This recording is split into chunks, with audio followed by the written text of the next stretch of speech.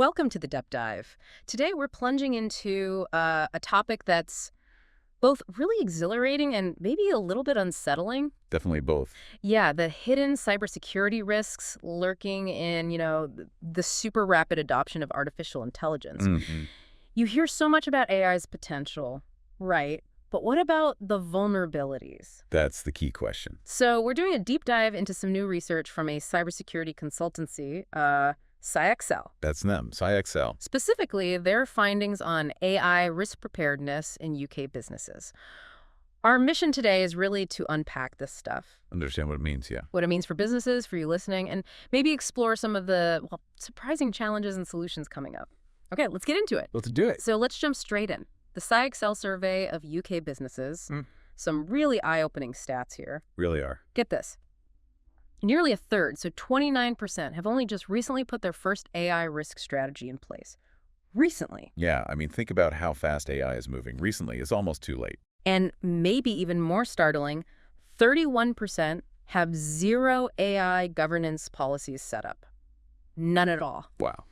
And this is despite, a third of them recognizing AI as a potential cybersecurity threat. Right. That just screams, unpreparedness, but also maybe a kind of cognitive dissonance in the boardroom. What do you think? That's exactly it. It's a widespread organizational blind spot. A blind spot, yeah. It's not just like not knowing. They know there's danger, Mm-hmm. but the action isn't following. Mm-hmm.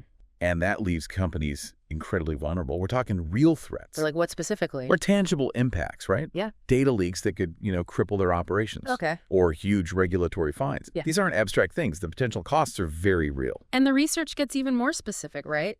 It highlights particular vulnerabilities. He does. Like 18% of UK and US organizations unprepared for something called AI data poisoning. That data poisoning. And then the whole deepfake and cloning threat, 16% have no policies for that either. None. Could you just quickly remind us what AI data poisoning is? Maybe focusing on the sneakier ways it can mess things up? Sure. So AI data poisoning, it's a cyber attack. Right, yeah. And it targets the data the AI learns from. The training data. Exactly. Attackers slip in bad data, corrupted data, malicious stuff. Okay. And this subtly messes up how the AI learns, the really insidious part. Yeah. It can lead to biased results, wrong answers, maybe even, malicious behavior without anyone noticing right away. Imagine, like a fraud detection AI Right. that's been poisoned to just ignore certain scams. Sneaky. That's worrying. And deepfakes and cloning. Well, that's using AI to make super realistic but totally fake audio or video. Like those videos you sometimes see. Exactly. Potent tools for fraud, misinformation, targeted impersonation attacks, big challenges for reputation and security. It really does sound like businesses are stuck in that classic catch-22. Megha Kumar, CIXL's chief product officer, she put it perfectly. Organizations want to use AI but are worried about risks, especially as many do not have a policy and governance process in place. That sums it up. So it's not just a tech problem, is it? It feels more like strategic paralysis. How do they break out of that? That is the core dilemma, isn't it? You've got this huge pressure, competition-wise, to adopt AI, Yeah. innovate, Yeah. be efficient. Right. But then the lack of solid governance, clear policies, it means they're basically flying blind into this really complex threat landscape. Flying blind, yeah. So the paradox either slows them down, or worse, maybe they just deploy recklessly and face these dire, unforeseen consequences later. It's like buying a really fast car but forgetting the brakes. Forgetting the brakes. Good analogy. Yeah, the sort of cultural inertia, the will to invest in proactive governance, it often lags behind the excitement for the tech itself. Okay, so given this, unpreparedness, this paralysis, Yeah. what does a good solution actually look like? The CIXL research itself points towards their own thing, right? Their digital risk management platform, DRM. Right. And this kind of integrated approach, it's becoming, absolutely essential. Integrated how? The CIXL DRM platform, it's designed to give businesses that critical insight into these growing AI risks. It uniquely combines cyber, legal, technical, and strategic expertise. Okay, so all those angles. Yeah, it's not just a piece of software. It's more like a framework. It directly helps put in place the governance and policies you need. Right, the things that are missing. Exactly. To mitigate those risks, addressing that very catch-22 we talked about, Yeah. it gets that you can't tackle AI risk just by itself. Needs a wider view. You need that holistic view across the whole organization's digital footprint.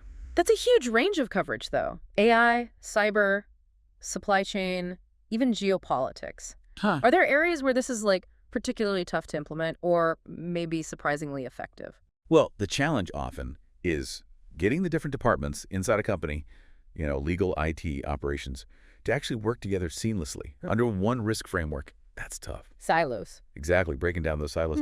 But where it's surprisingly effective is in making those legal and technical insights immediately actionable. Actionable how? The platform essentially sort of codes these insights right in.